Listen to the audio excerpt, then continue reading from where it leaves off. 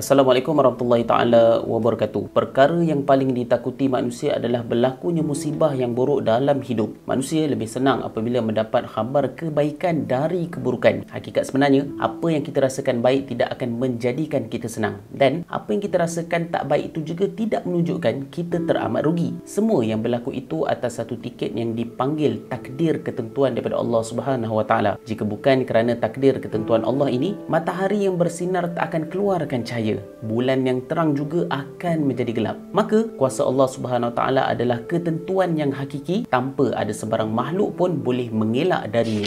Sebab itu Allah Subhanahu Wa Taala berfirman, maksudnya tidak akan terjadi sesuatu perkara sama ada baik atau musibah, melainkan segala perkara yang berlaku itu adalah ditetapkan oleh Allah Subhanahu Wa Taala. Makna katanya kat sini, manusia ini adalah hamba Allah Subhanahu Wa Taala. Makan, minum, tidur dan berjaga kita ini adalah dengan izin Allah Subhanahu Wa Taala. Jika Allah takdirkan kita sakit, maka itulah kita kena terima. Jika Allah tentukan kita murah rezeki juga, itulah kita kena terima. Kerana segala yang dah tertulis itu adalah milik Allah Subhanahu Wa Taala sebagai Tuhan penguasa. Manusia adalah hamba abdi yang diberi hidup di dunia ini untuk mengenal sang penulis takdir. Baik dan buruk itu jualah datang daripada Allah Subhanahu Wa Taala yang maha pemegang takdir. Ya, memang betul, hanya orang yang ditimpa musibah sahaja merasai sakit perih dan sedih atas apa yang berlaku. Tapi di dunia yang tak kekal ini, pilihan bagi orang yang beriman itu hanyalah sabar di atas apa yang berlaku. Tidak ada pilihan lain selain bersabar. Sebab Allah Subhanahu Wa Taala jadikan perasaan sabar ini adalah kerana sabar adalah perasaan yang paling tinggi yang akan Allah Subhanahu Wa Taala kurniakan kepada hamba-Nya, dan nikmat-nikmat yang tak disangka-sangka, terutamanya setelah mati nanti. Ada orang ditimpa sakit dan orang itu bersabar. Rupanya Allah Taala jadikan kesakitan dan kesabaran yang dirasakan itu sebagai penghapus dosa, sehingga kan orang yang sabar itu tak percaya rupanya bila dah mati Allah gantikan syurga atas kesedihan dan kesusahan yang menimpa waktu di dunia dahulu.